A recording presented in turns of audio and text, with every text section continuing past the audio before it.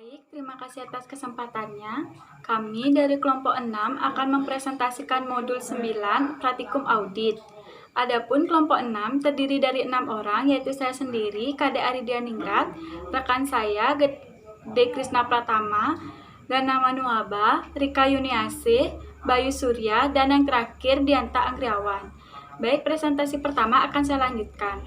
Di sini saya akan menjelaskan mengenai laporan arus kas PT Subus untuk tahun yang berakhir pada tanggal 31 Desember 2018 dan 2017. Arus kas dari aktivitas operasi. Penerimaan kas dari pelanggan pada tahun 2018 sebesar Rp0, pada tahun 2017 sebesar Rp0. Pembayaran kas kepada pemasok pada tahun 2018 sebesar Rp0 dan pada tahun 2017 sebesar Rp0. Pembayaran kas kepada karyawan dan lain-lain pada tahun 2018 sebesar Rp1.211.581.545. Ini didapat dari buku 2 halaman 125, di mana gaji sebesar Rp1.041.074.000 ditambah dengan lain-lain sebesar Rp170.507.545. Kemudian pada tahun 2017 sebesar Rp1.457.540.000. Ini Rp540. Ini didapat dari buku 1 halaman 16, di mana gaji sebesar Rp990.946.540.000 ditambah dengan 12 juta lain-lain sebesar Rp12.511.000. Arus kas neto yang diperoleh dari aktivitas operasi pada tahun 2018 sebesar Rp1.211.581.545 dan pada tahun 2017 sebesar Rp1.347.540. Ini didapat dari total arus kas dari aktivitas operasi. Kemudian selanjutnya ada arus kas dari aktivitas investasi. Pembayaran untuk pembelian aset tetap pada tahun 2018 sebesar Rp6.799.069.000. Pada tahun 2017 sebesar Rp4.775.342.000. Ini didapat dari harga perolehan yang dilihat dari neraca pada halaman 142 buku 2. Kemudian selanjutnya ada arus kas dari aktivitas pendanaan, pembayaran kembali pinjaman bank pada tahun 2018 sebesar Rp7.624.800.000. Pada tahun 2017 sebesar Rp9.658.656.807. Ini didapat dari neraca pada halaman 142 buku 2. Kemudian yang selanjutnya ada pembayaran kembali sewa pembiayaan. Pada tahun 2018 sebesar Rp116.960.000. Pada tahun 2017 sebesar Rp51.200.000. Ini juga didapat dari neraca pada buku 2 halaman 142. Kemudian selanjutnya ada penerimaan dari penerbitan saham pada tahun 2018 sebesar Rp2.220.000.000 dan pada tahun 2017 sebesar Rp2.220.000.000. Ini didapat dari neraca pada buku 2 halaman 142 pada bagian ekuitas. Kemudian ada arus kas neto yang digunakan atau diperoleh untuk aktivitas pendanaan.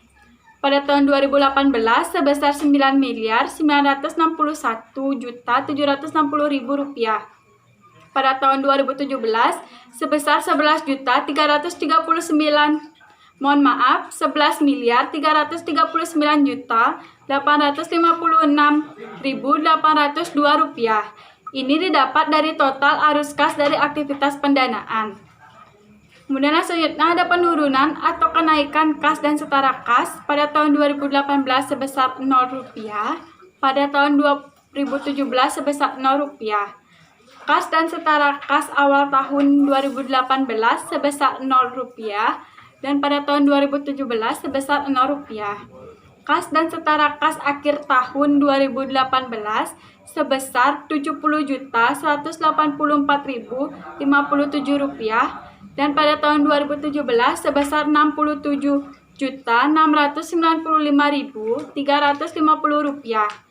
Ini didapat dari neraca pada buku 2 halaman 142 pada bagian aset lancar. Dan yang terakhir ada transaksi non-kas.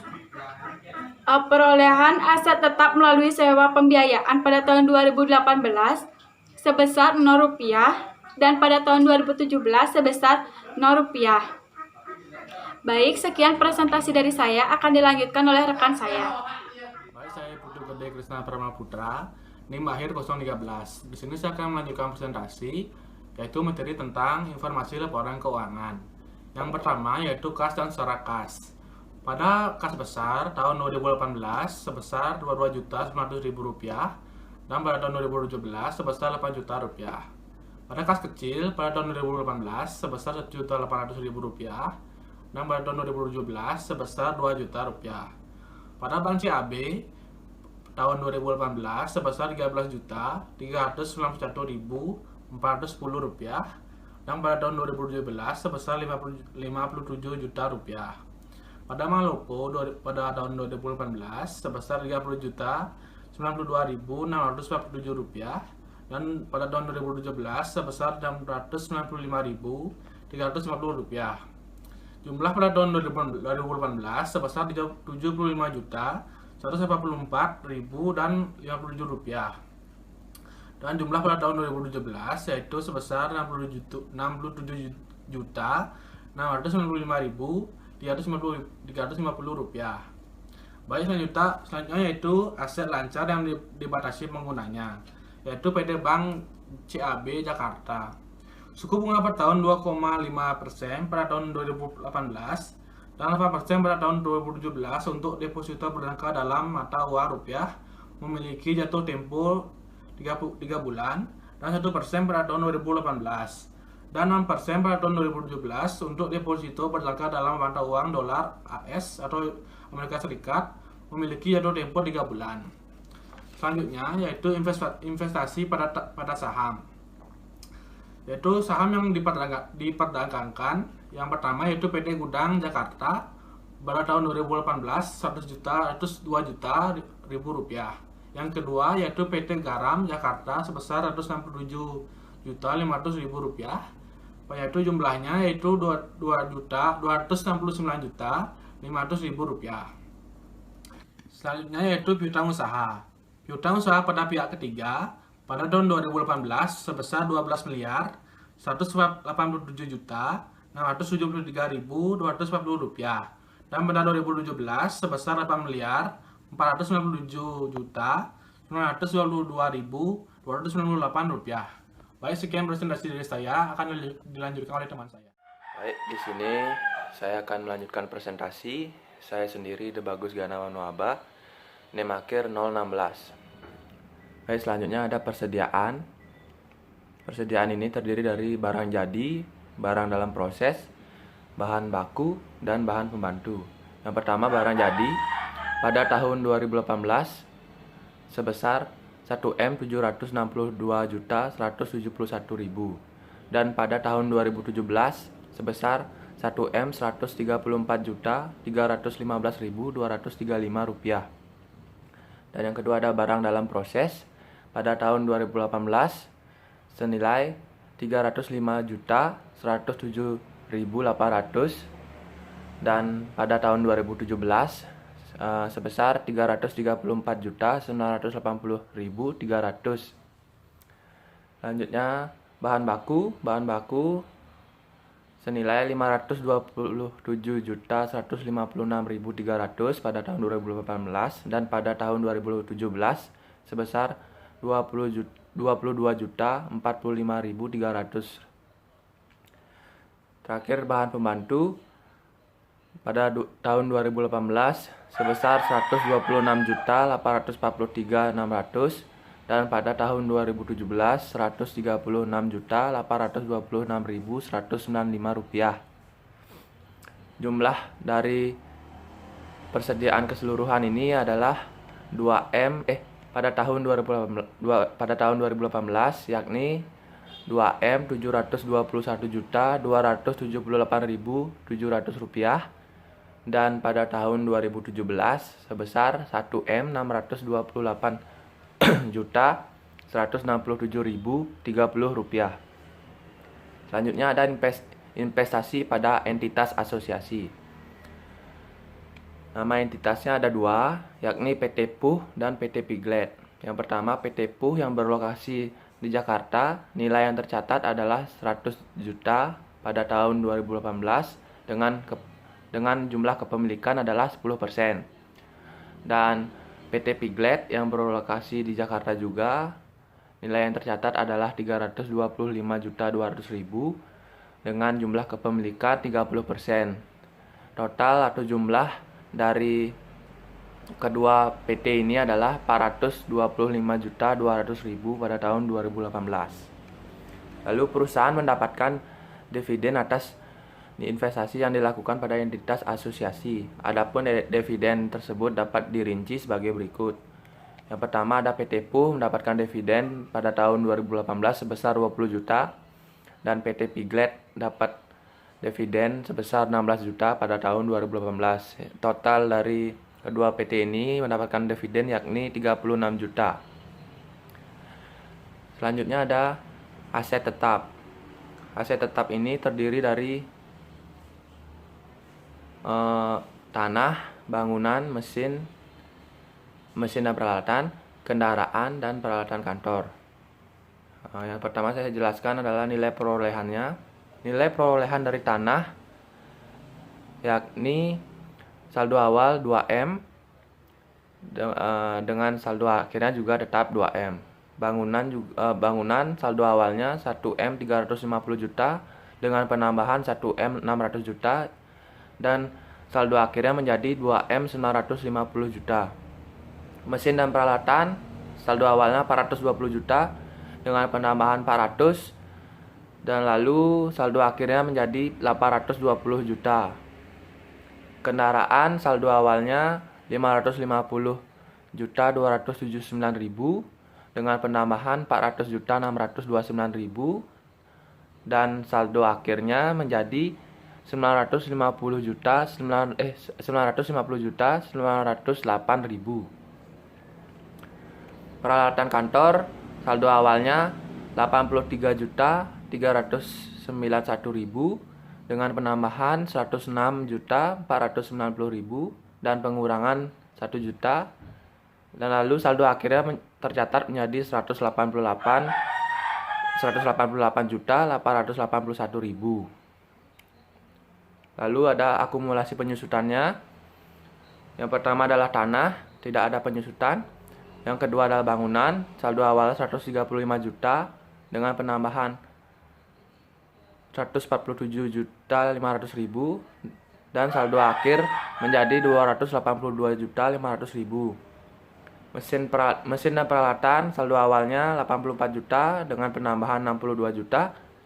Lalu saldo akhir menjadi 146 juta. Kendaraan saldo awalnya 220 juta 111.600 dengan penambahan 300 juta 237.400 dan saldo akhir yang tercatat 520 juta 349.000. Peralatan kantor saldo awalnya 33 juta 356.400 dengan penambahan 54 juta 454.400 dan saldo akhir yang tercatat adalah 87 juta 810.800. Lalu nilai buku yang terdapat pada aset tetap ini adalah yang pertama tanah. Pada tahun 2018 tanah dicatat senilai 2M dan 2017 juga 2M. Bangunan tercatat jadinya nilai buku yakni pada tahun 2018 2M667.500.000 dan 2017 juga 1M215 juta. Mesin dan peralatan pada tahun 2018 adalah 674 juta dan pada tahun 2017 336 juta. Kendaraan pada tahun 2018 430.559.000 dan pada tahun 2017 330.167.400. Dan yang terakhir, peralatan kantor ada pada tahun 2018 sebesar 101.070.200 dan pada tahun 2017 sebesar 50.034.600. Baik, sekian presentasi dari saya. Terima kasih. Baik, saya akan melanjutkan presentasi. Nama saya Niluh Puturika Yuniasih, NIM akhir 2017. Untuk poin selanjutnya yaitu utang usaha. Utang usaha pada pihak ketiga tahun 2018 senilai Rp1.276.926.100 dan tahun 2017 senilai Rp1.068.209.500.000. Utang usaha dapat dilihat untuk informasi yang mendukung pos-pos laporan keuangan pada buku 2 halaman 142 pada neraca. Selanjutnya, poin ke-9 ada perpajakan. Yang pertama, utang pajak terdiri dari PPh pasal 21 tahun 2018 senilai Rp19.940.250, PPh pasal 23 tahun 2018 senilai Rp4.003.869, PPh pasal 25 dan PPh pasal 29 tahun 2018 senilai Rp1.067.627.000, pajak pertambahan nilai tahun 2018 senilai Rp57.806.503. Untuk informasi yang mendukung pos-pos laporan keuangan untuk perpajakan utang pajak dapat dilihat pada buku 2 modul 8 halaman 127 tentang utang pajak dengan jumlah pada tahun 2018 sebesar Rp1.449.365.731. Selanjutnya, perhitungan pajak penghasilan. Rekonsiliasi antara beban pajak penghasilan dengan hasil perhitungan laba menurut laporan keuangan sebelum pajak penghasilan dan tarif pajak yang berlaku adalah sebagai berikut. Pendapatan bunga yang telah dikenakan pajak final pada tahun 2018 sebesar Rp9.928.491 dan tahun 2017 sebesar Rp8.654.500. Selisih penyusutan aset tetap menurut fiskal atas penyusutan aset tetap menurut laporan keuangan pada tahun 2018 sebesar Rp1.841.245.858 dan pada tahun 2017 sebesar Rp306.521.120.